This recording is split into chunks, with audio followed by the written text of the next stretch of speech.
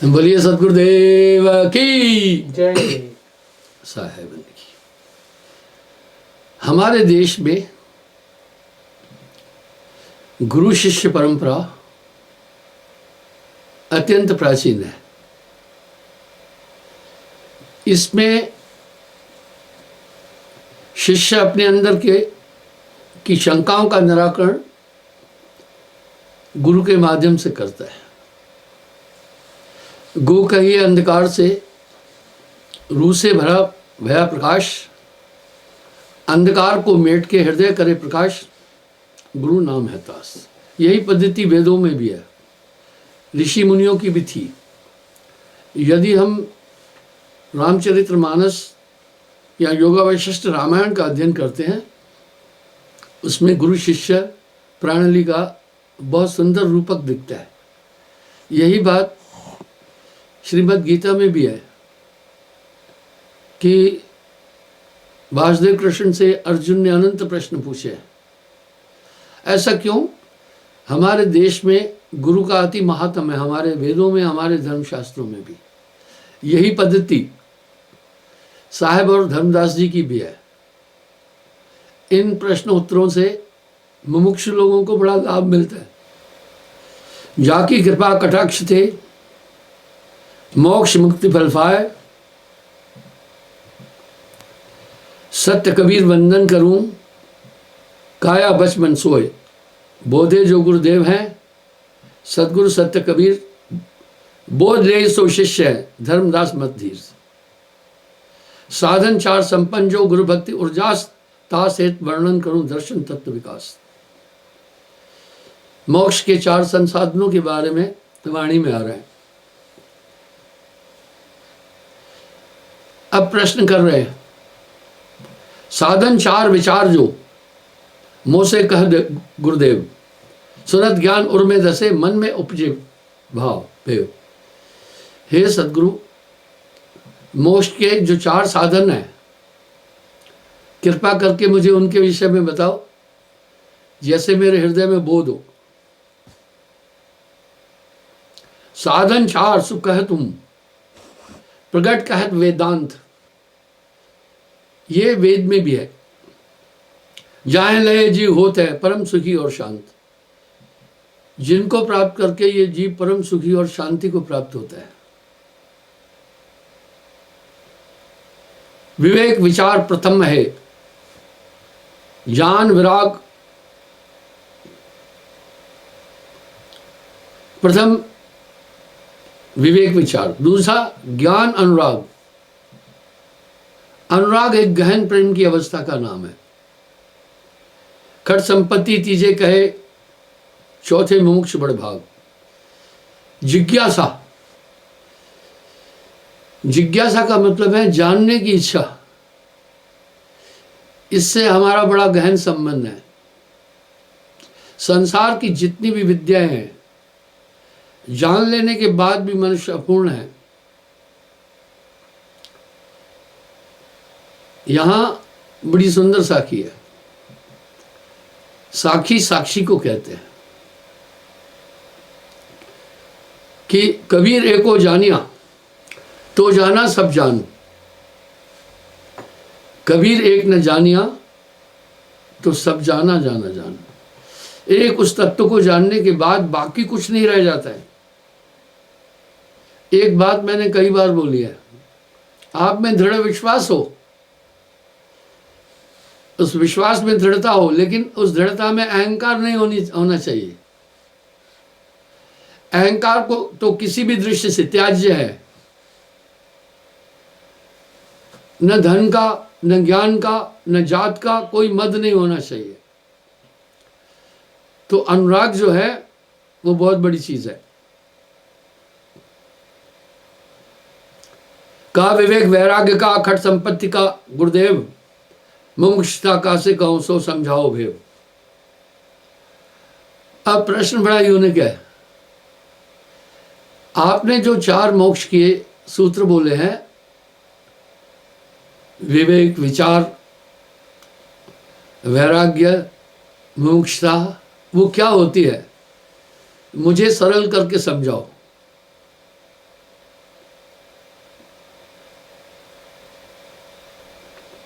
नाशवान जग देख के मन में उपजे चाव, सत्य वस्तु जानन चाहे, वह विवेक स्वभाव। हाँ, यानी विवेक यह है कि हम जब थोड़ा विचार करते हैं तो संसार सही में नाशवान लगता है। विचार करने से जगत की आसक्ति का भाव खत्म हो जाता है।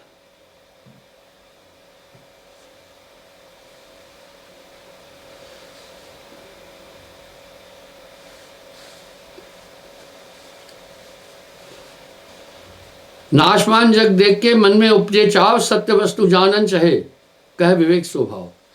यानी वे विवेक आपके अंदर ये ताकते हैं। आप देखो, जब आप आक्रांता हो जाते हैं, किसी को मारने की कोशिश करते हैं, अंदर से विचार नहीं होता, आ जाता है, विष अमृत रहत एक संगा, मलिया गिर में रहत भुजंगा। विवेक तो हमारे जीवन में हर पहलू पर हमें साथ देता है। शर्त यह है कि हम उसका अनुकरण करें या नहीं करें। जिस दिन गुरु दीक्षा देता है, ये सभी शक्तियां आप में समाहित कर देता है। इन्हीं ताकतों से फिर इंसान बदल जाता है। ये मोक्ष के द्वार है। 5 तत्व गुण 3 मिल, अष्टंगी तेह नाम, आठों आठों से मिल्यो, भयो जगत प्रणाम। इस तरह से संसार की नाशवानता का वो चिंतन करता है कि मेरे बड़े बुजुर्ग भी चले गए और ये सर्वविदित और सर्वमान्य है कि इस जीवन के खत्म होने के बाद भी जीवन है। क्यों न मैं फिर अपनी आत्मा के कल्याण के रास्ते की ओर प्रशस्त हो जाऊं। ये विवेक आपके अंदर उत्पन्न करेगा। ऐसा नहीं है कि दुनिया में जिज्ञासु नहीं है, पर वो अच्छे पात्र भी है, पर बड़ी मुश्किल से अच्छा गुरु मिलता है।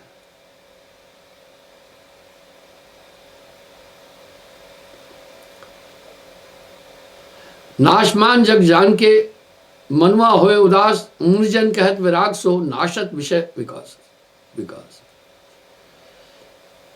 जब ये आपके अंदर वैराग्य आ जाता है, तब संसार के पदार्थों की असारता आपको ठीक से दिखने लगती है। आपको अनुभव होने लगता है कि जगत के पदार्थ सब मिथ्या है।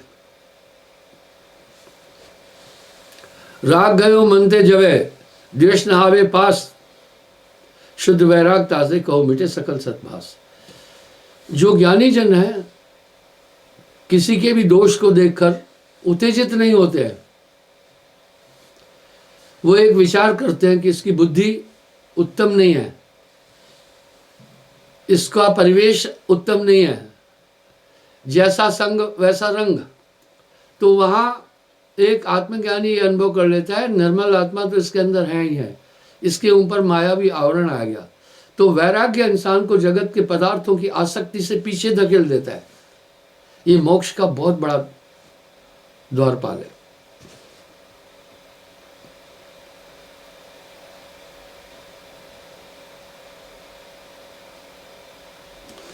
भयो विराग जो मन मिशे, मिटी वासना जाए, मन रुकियो विषयंते, शम कहत है ताए। शम क्या है? जब आपका हृदय विषयों से उपराम हो जाए, जगत के पदार्थ असार दिखने लगे, तो आप सोचना आप में शम आ गया है। ये ईश्वरीय शक्तियां हमेशा आपको आगाह करती जा रही है। इस मानव तन को अगर सुरदुर्लभ कहा तो क्यों कहा? देवता भी चाहते हैं हमें मनुष्य तन मिले, क्योंकि इसमें बड़ी पूंजी है, इसमें ज्ञान तत्व है, इसमें बड़ी संपत्ति है। इसलिए इस मानव तन की विशेषता कही है। ये सबके पास है। मन रुकियो विषयंते, इंद्रन धरियो धीर, दम ताही को कहते हैं सतमत गहर गंभीर। दम उसको कहते हैं जब आदमी अपनी इंद्रियों पर पूरा नियंत्रण कर लेता है, किसी भी कोण से अपनी इंद्रियों को जगत के विषयों की तरफ विचलित नहीं होने देता है। आपको दम ये ताकत दे देगा।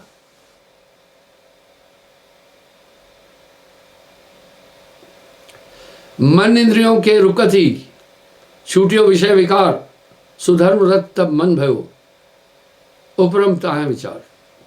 इस प्रकार से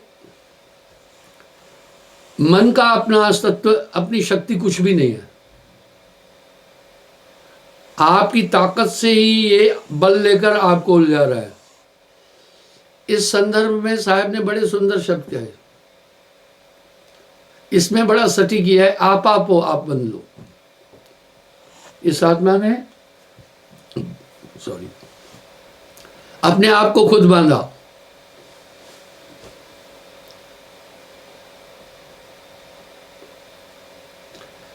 ये तितिक्षा क्या है?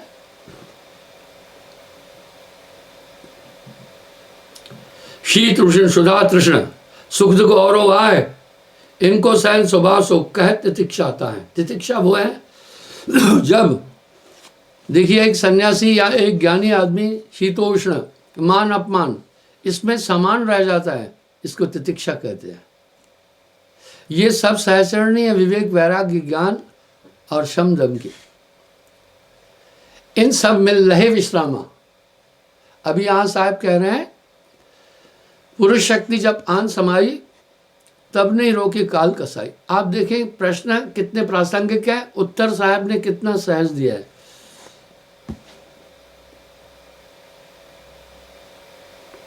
शीत उष्ण सुधा तृष्णा सुख दुख और आए, इनको सहन स्वभाव सो कह तितिक्षा आता है। यानी वो समान भाव रहे, ये सब गुण, ये सब गहे लहे विश्रामा, इन सब की प्राप्ति के बाद आगे का रास्ता सुगम हो जाता है। भक्ति स्वतंत्र सकल गुण खानी, बिन सत्संग न पावे प्राण। भक्ति इनको जगा देती है। आप देखते हैं जब इंसान सोया होता है तो उसकी क्षमता काफ़ी कम हो जाती है और ज्ञान भी काफ़ी कम होता है। जागता है तो यही दिव्य शक्तियाँ गुरु जगाता है। सबकी गठरी लाल है, कोई नहीं कंगाल।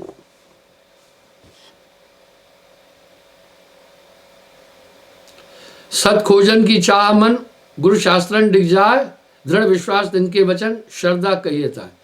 अब श्रद्धा क्या है? श्रद्धा कोई ऐसी चीज नहीं है। श्रद्धा एक अनुकरण है सत्कर्मों का। सत्य की खोज में अपने आप को लगाए, गुरु और शास्त्रों का चिंतन मनन करे और अपने अंदर दृढ़ विश्वास आ जाए, उसको श्रद्धा कहते हैं। सद्गुण पा मन थिर भयो, थिरता बल की खान, समाधान सोई कहो छूटे मन को मान।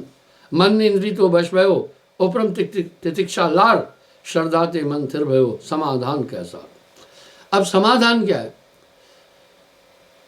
आप हम देखते हैं कोई समस्या आती है तो कहते हैं भैया इसका समाधान क्या है, हल क्या है।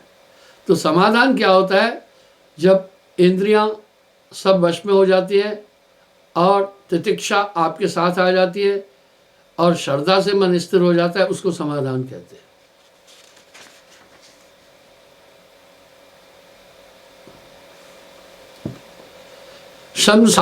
समाधान लोक है, संपत्ति खट सोए, तीसर साधन ज्ञान को, चौथा मोक्ष हुए। जब ये मनुष्य साधन करता है तो उसमें शम और 6 संपत्तियां आ जाती है। अब कह रहे हैं मुमुक्षु स्वरूप क्या है? मुमुक्षु किसको कहते हैं? जो जानने की इच्छा रखता है। क्या जानना? आत्म तत्व को जानना। आत्म ज्ञान सब ज्ञान ना आना। आत्म ज्ञान के बाद विराम लग जाता है सभी ज्ञानों को।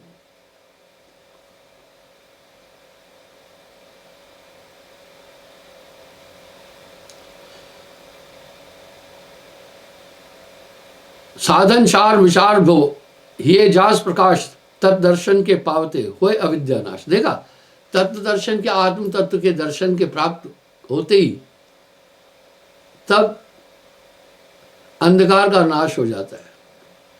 आत्म अनुभव सुख से प्रकाशा, तब भव मूल अविद्या नाशा। जब इस आत्म तत्व को आदमी जान जाता है तो सभी अविद्या का नाश हो जाता है। सूर्य, और यही शक्तियां गुरु उत्पन्न करता है। सूर्य के उदय होने के साथ जितने भी अंधकार के कण हैं वो सभी विलोम हो जाते हैं, प्रकाश उन पर आच्छादन कर लेता है। इसलिए जब एक पूर्ण गुरु की प्राप्ति होती है तो सद्गुणों का उद्गम होता है और जो दोष है वो सब दब जाते हैं अंदर और परिवर्तित हो जाते हैं।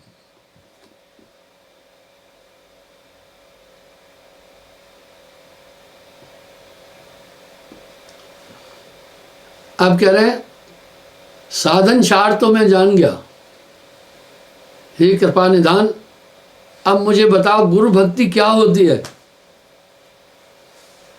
गुरु भक्ति कैसे की जाती है? मेरी इस शंका का निदान करो। गो कहिए अंधकार को, उत्तर दे रहे हैं। रू कहिए प्रकाश, बेट अज्ञान है ज्ञान दे, गुरु नाम है तास। गुरु का अर्थ ही यह है। भाई ड्राइवर कौन है? जो ड्राइव कर रहा है। किसान कौन है? जो खेती बाड़ी कर रहा है। अध्यापक कौन है? जो विद्या दान दे रहा है। इस तरह गुरु जो हृदय के अंधकार को नाश करके प्रकाश उत्पन्न करता है, गुरु नाम है तास। गुरु वह संसार में प्रगट देख विख्यात, इस दुनिया में बहुत गुरु है और काफी विख्यात है, काफी मशहूर है। सदगुरु के पाए बिना कबो न भरम का नाश। अब यहां सदगुरु शब्द आ रहा है। कह रहे हैं जब तक एक सदगुरु की प्राप्ति नहीं होगी ब्रह्म नाश नहीं हो सकता। गुरु बिन हृदय शुद्ध ना होई, गुरु बिन हृदय शुद्ध ना होई, कोटिन भांत करे जो कोई। सत्य वस्तु को ज्ञान दे, भाने भ्रम संदेश, आत्म तत्व लखावई, मिठे अविद्यालेश। दरअसल क्या होता है, गुरु आत्म तत्व को दिखाता है। अब आप कहेंगे हमने तो आत्मा देखी नहीं। आत्मा एक शुद्ध चेतना है, कंसंट्रेट करता है पूरा। आप चाहे कितना भी अज्ञान में जाना चाहो, वो ताकत आपको रोकेगी, आपको स्थिर कर देगी। आपकी चेतना पूरी फैली हुई थी, उसको समेट करके अपने पॉइंट पर लाता है एक पूर्ण गुरु। उसको काल क्या करे जो आठ पैर होशियार। आप अनुभव कर सकते हैं कि नाम की दीक्षा प्राप्त करने के बाद आपके पास ये एक बहुत बड़ी चीज आई कि आप एवर अलर्ट हैं, आप हमेशा होशियार हैं, हमेशा जागृत है। गुरु जागृत कर देता है, ये चेतना का विकास करता है।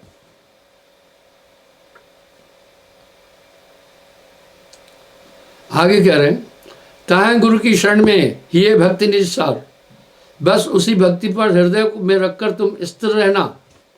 श्रद्धा युक्त अर्पण करे असत सकल संसार। यहां बार बार समर्पण की बात आती है।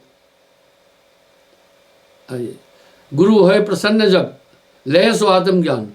यही बात तो रामायण में भी आ रही ना, गुरु प्रसन्न साहिब अनुकूला, मिटी मलिन मन कल्पस सूला। जहाँ पर गुरु को अति अनुरागो, को कह सके भरत को भागो। प्रसंग आता है जब राम जी वनवास में चले गए लक्ष्मण और सिया के साथ। उस समय भरत ननिहाल में थे। ननिहाल कहाँ था उनका? ये कश्मीर, इसको कह देश कहते थे। तो भारत कितना विशाल था मैं बताता हूँ। गंधारी अफगानिस्तान की थी और देखो भारत में ब्याह हुआ था। अखंड भारत बड़ा विशाल था। इस तरह वो अपने ननिहाल में था भरत। जब आया, ये प्रसंग बड़ा भावुक भी है। लक्ष्मण के हृदय में हमेशा ये खटकता था कि ये माता कैकेयी की चाल नहीं है, ये भरत की चाल है। वो राज सिंहासन चाहता था। राम जी ने कहा नहीं भरत, लक्ष्मण तुम भूल में हो। आगे प्रसंग बड़ा मार्मिक है। जब भरत जी आए, उनको जब ये पता चला, बड़े विदारित हुए। उनको ये भरोसा था कि राम जी मुझे बड़ा प्यार करते हैं, मेरे कहने से लौट आएंगे। वाह। रामायण का प्रसंग बड़ा लंबा है, आपने पोथियों में पढ़ा होगा, मैं संक्षेप में बात बोल रहा हूं। वो उस मल्लाह से भी मिला, केवट से भी मिला, और पूछते पूछते रास्ता जहां से गंगा जी पार की थी वहां से वो भी पहुंचा।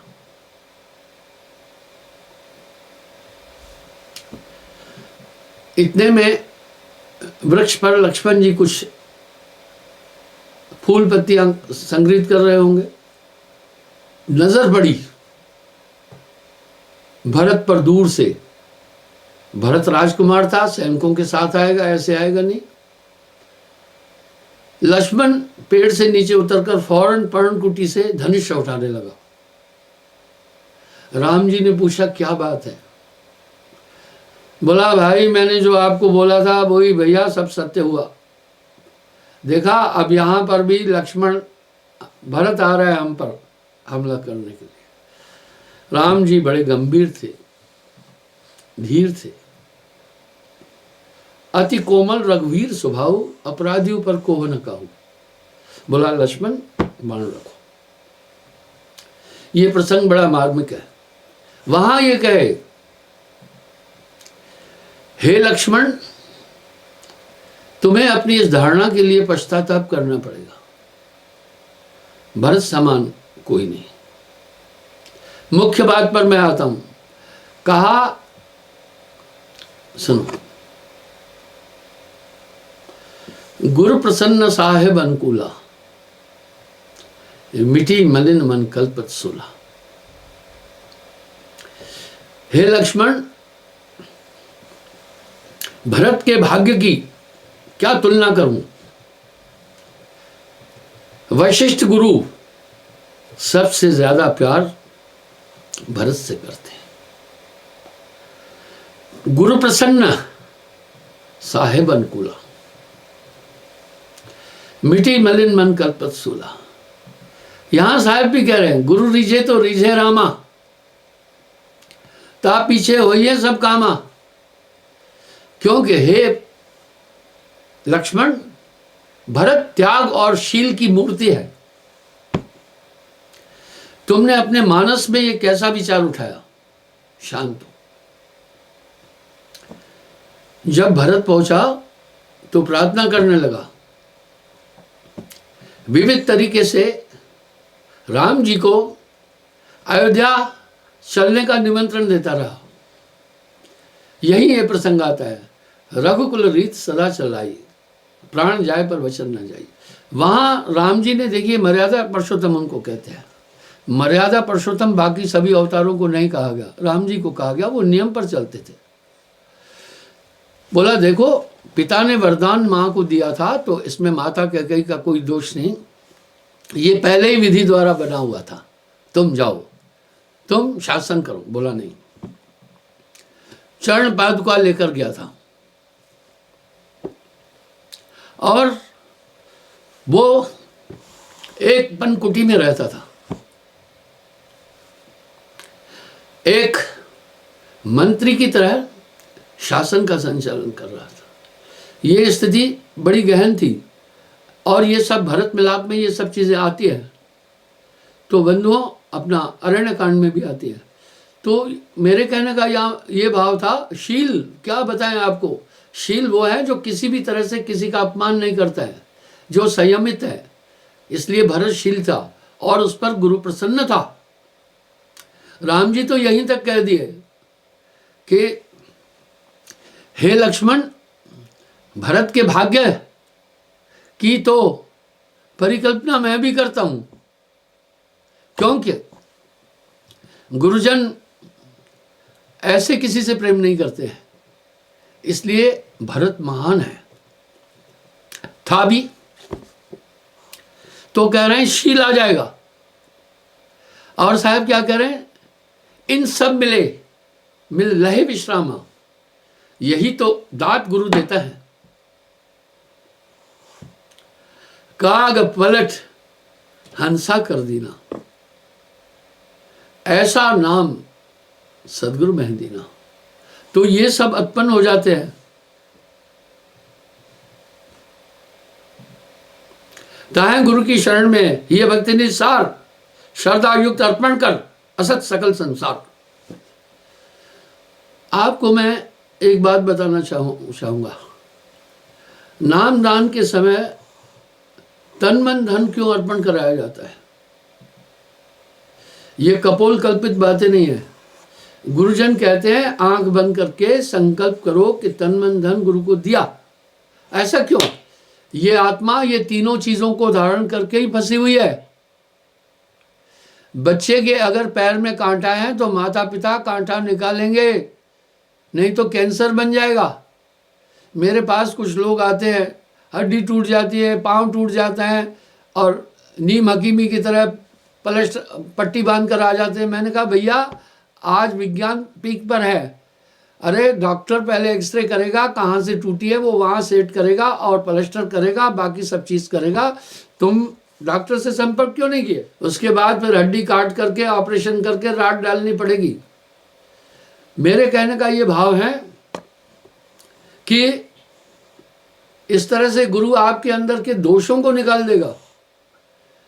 गुरु सिकली कर कीजिए, मन है मस्कला दे, जन्म जन का मोर्चा पल में डाले खोए। अपने दिल से जानिए मेरे दिल की बात। तो कह रहे हैं इसलिए तन मन धन ये तीनों बाधक है, ये माया है। ये तन आपका नहीं है, ये माया भी है। तन मन धन तीनों देने के बाद एक आत्मा रह जाएंगे आप सिर्फ।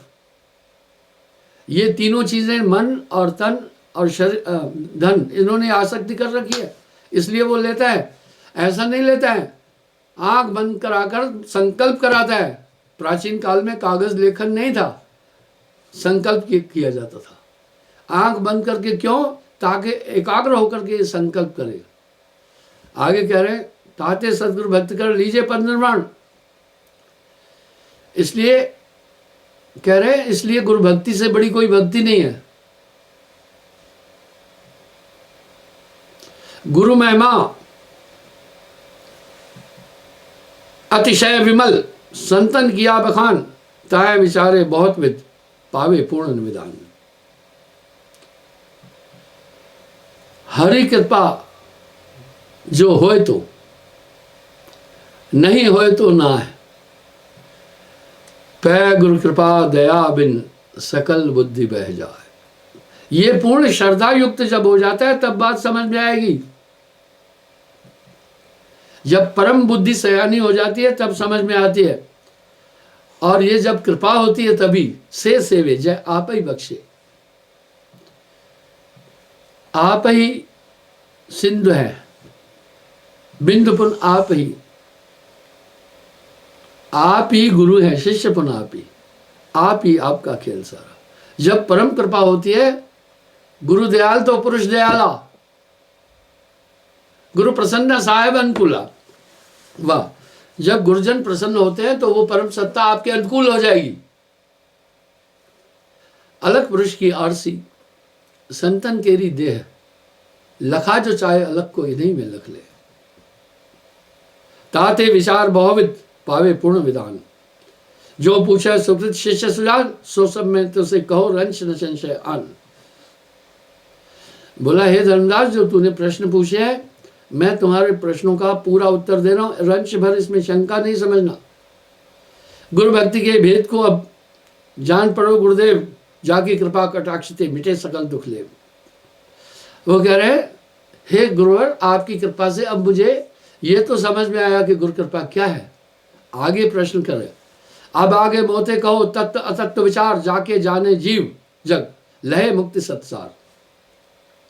ये तत्व क्या है, आत्म तत्व क्या है, क्या तत्व है, उस तत्व दर्शन कैसे होता है। हे गुरु दीन दयाल, विलग विलग करके मुझसे कहो, जिससे मेरी अविद्या का नाश हो। जड़ चेतन दो कहूं, बिलग बिलग गुरु राय, तुम्हारी कृपा कटाक्ष से भ्रम सकल नश जाए। वो कह रहे हैं जड़ चेतन सब मुझे बताओ जिससे मेरा भ्रम खत्म हो। जड़तम पुंज प्रसत्तम सम अप्रबोध दुख रूप चेतन परमानंदन ज्ञान स्वरूप अनुपा। चेतन परमानंद आत्मा के स्वरूप का वर्णन तो गोस्वामी जी ने भी किया है। ईश्वर अंश जीव अविनाशी चेतन, वो बोला चेतन स्वरूप, वो ज्ञान चेतन स्वरूप है, परमानंद स्वरूप है। और ये जब गुरु ज्ञान दे देता है संसार के पदार्थों से आसक्ति हट जाएगी। आप खुद देखिए आपके जीवन में नामदान के बाद कितना परिवर्तन आया। बस आप यूं कहें ना, अपने दिल से जानिए मेरे दिल की बात।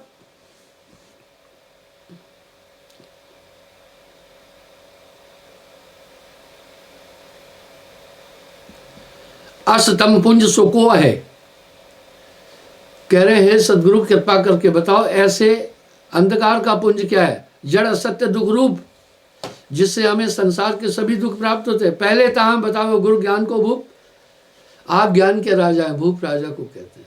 पहले मुझे ये बताओ कि ये तम और ये सब क्या है। अब देखिए 5 तत्व त्रिगुण सहित अष्टंगी जय नाम अद्या माया जानिए दृश्य जगत परिणाम। ये ब्रह्म और अंधकार माया है। 5 तत्व 25 प्रकृति और 3 गुण, यही अद्या कहलाती है, यही माया कहलाती है।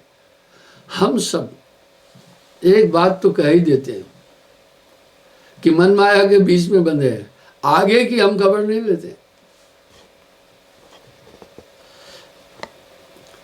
अब प्रश्न कर रहे हैं 5 तत्व का नाम और गुण त्रयन को धाम माया आदि अष्टंग जो दृश्य जगत परिणाम बार बार वंदन करूं। श्री गुरु दीन दयाल भिन्न भिन्न वर्णन करो हरम अज्ञान विशाल।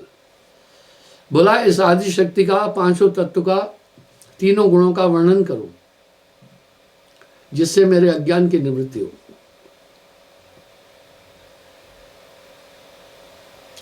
अष्टंगी समझिएगा, अव्याकृत अव्यक्त जो मूल प्रकृति वरदान अध्याता को कहते हैं। सुनशील निरान 5 तत्व गुण 3 मिल अष्टंगी तह नाम 8 से मिले भयो जगत परिणाम। अष्टंगी इसलिए कहा, इसके 5 तत्व और 3 गुण हैं इसमें। शायद आपने पहले नहीं सुना होगा उनको अष्टंगी क्यों कहते हैं।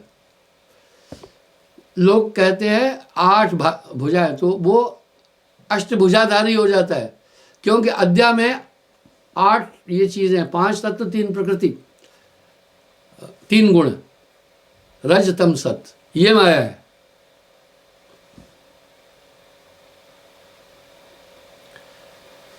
चेतन की शक्ति से पाया, चेतन के संयोग से पाई शक्ति अपेल, यानी ये जड़ रूपी माया ताकत कहां से आई? चेतन की ताकत से, यानी आत्मा की शक्ति से ये तक शक्तिशाली हो गए। वाह। लोग कहते हैं ड्रोन बिना पायलट के चलता है। नहीं मेरे भाई, प्रयोगशाला में पायलट बैठकर उसको ऑपरेट कर रहा है। अभी तो अमेरिका ने ये घोषित कर दिया है कि आने वाले टाइम पर जहाज को पायलट नहीं चलाएगा, कंप्यूटर चलाएगा। प्रयोगशाला में बैठकर उसे चलाया जाएगा। ये टेक्नोलॉजी कहाँ से? सैटेलाइट में जो अंतरिक्ष में जो सैटेलाइट लॉन्च कर रहे हैं उनको भी तो यहाँ से कर रहे हैं। एक उपग्रह का कैमरा नहीं खुल रहा था, वैज्ञानिकों ने नासा के केंद्र में बैठ करके उसके कैमरे को ओपन किया था। आपको पता होगा बहुत टाइम पहले रसिया के एक पेशेंट को, रसिया में था, अमेरिका के डॉक्टरों ने ऑपरेशन किया था। क्या बात है, हम वैज्ञानिक युग में हैं। सुनिए, इस तरह इस आदि शक्ति में ताकत आत्मा के द्वारा मिली है। ये जड़ है और जड़ चेतन है। ग्रंथ पड़ गई यद्यपि मिथ्या छूटत कर नहीं। चेतन के संयोग से पाई शक्ति अपेल, तन मात्रा प्रकट कियो गुण 3 का जगमेल। रज तम सत, ये 3 गुण उत्पन्न हुए इन्हीं 5 तत्व से। शब्द स्वरूप और रूप है, रस और गंध अनूप, तन मात्रा यही कहते हैं जाने मुनिवर भूप। शब्द, स्पर्श, रस, गंध और रूप, ये 5 तन मात्राएं हैं। ये आदमी बहुत बुरी तरह बंधा है भैया। बहुबंधन से बांधिया एक बेचारा जीव। पृथ्वी, अप और तेज, वायु और आकाश 5 तत्व ये जानिए कारण विश्व प्रकाश। जल, अग्नि, पृथ्वी, वायु, आकाश, ये 5 तत्व है। वाह, इनकी नेचर सुनना। 3 गुण, रज, तम, सत, 3 जो गुण कहते हैं तात, 5 संग या 3 मिल, जगत सभी दर्शा। वाह, 5 तत्व और 3 गुण, ये सब मिलकर जगत का अस्तित्व है। इसलिए ये झूठा है, मिथ्या, नाशवान है, जड़ है।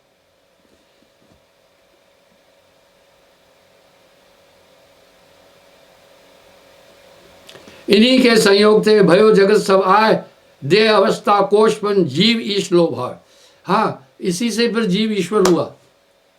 जीव और ईश्वर, संतत्व की धारा में उस परम सत्ता को ईश्वर नहीं कहते, परम सत्ता परम पुरुष कहते हैं, आदि पुरुष कहते हैं, साहिब कहते हैं।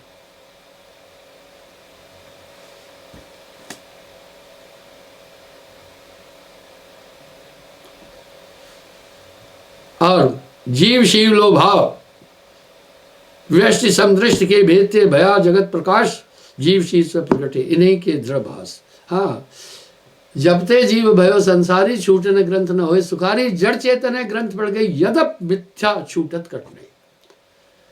इस आत्मा ने वर्ण किया है इस प्रकृति को, पंच भौतिक तत्वों को। ये अपना अपना खेल दिखा रहे हैं और हम सब देख रहे हैं ये देह नाशवान है, ये झूठ है, नित्य नहीं है, ये पूरा खेल है। बड़ा सुंदर रूपक दे रहे साहब।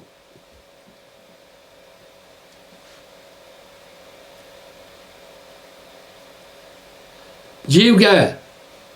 व्यष्टि अभिमानी जीव है, समष्टि अभिमानी शिव। ज्ञान दृष्टि कर देखो, यही जगत के पीव। ये जो जीवात्मा है ये जगत के पदार्थों में आसक्त है और अहंकार की उत्पत्ति शिव करता है। बंध दशा में जीव है, मोक्ष दशा में शिव। कहे कबीर धर्मदास से, यही जीव और शिव।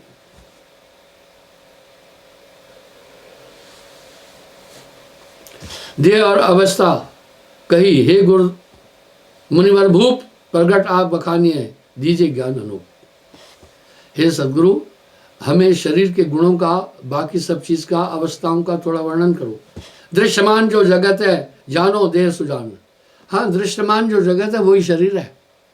तास भेद अब कहता हूँ, सुनो शिष्य दे कान, खट प्रकार की देह है, जामे अर्जा जीव, जीव शिव के भेदते भयो दास और पीव। अब यहां साहब करे 6 प्रकार की देही है, ये 6 प्रकार की देही ब्रह्म है।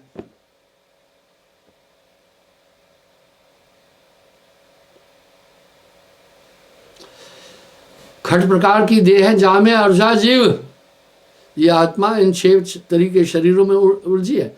अरे भाई, आप लोग, हम लोग दुनिया के धर्म ये तो मान रहे हैं मरने के बाद स्वर्ग गए तो वहां एक सूक्ष्म शरीर तो प्राप्त हुआ ना।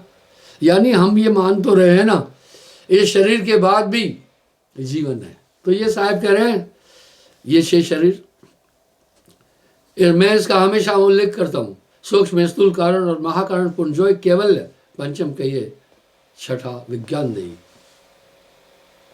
ये सब ब्रह्म है। जागृत स्वप्न सुसुप्ति है, तुरिया तुरियातीत, पूर्ण अवस्था बोधपूर्ण, छओं देह की रीत। ये 6 ही अवस्थाएं शरीर की है। निज निज कर्म प्रतापते, सुख दुख भोगन हेत, स्थूल शरीर प्रकट है, 5-25 गहले। ये संसार कर्म भूमि है, हर एक मनुष्य अपने किए हुए कर्मों का फल पाता है। ये वो मैदान है जहां कर्म है, ये भोग योनि नहीं है, ये कर्म भूमि है।